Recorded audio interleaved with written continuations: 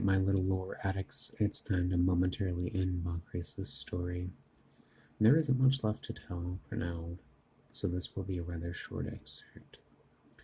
After defeating his father in the Battle of Succession and the appearance of the stone, Vakrias decided when it came time for him to move the seat of the Draconian dynasty to the forest of Rion.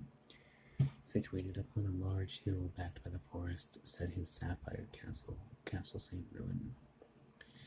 Here began the yearly traditions for the Draconian Dynasty Immortal Combat Tournament and the Grand Ball to take place the night before. It was at the first of these balls, as fate would have it, that Vakrias met his wife, Verdana. After becoming the inaugural champion of the annual tournament, Vakrias and Verdana began courting shortly after and became wed. Upon the day that the Dragon Valley Vakrias was in charge of opened, Verdana gave birth to their first child, Drillick, who would later come to be known as Drillick the Vengeful. With Drillick would later come many of the problems that the Draco family would face, and many of the assassination attempts on the sitting monarch to boot. When Verdana had taken Drillick and herself to rest for the evening, a cold chill blew over Vakrias as he sat upon the balcony of the royal bedchamber smoking his pipe. Beside him stood the Reaper.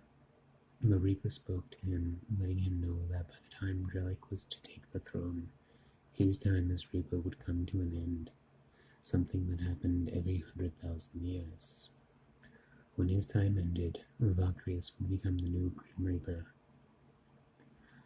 Shortly after his ascension to that status, he would have only about 30,000 years to select the new fates as well.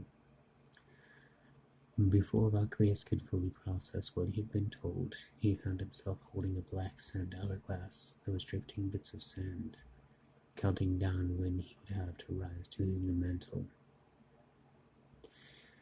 It was rather strange and foreboding for him, seeing exactly how long he would have, but the sand drifted to the bottom canister quite slowly.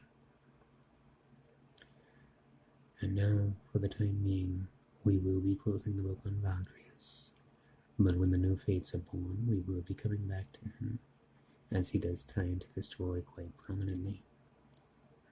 Now remember, my little lore addicts, you never know what is watching you from the darkness.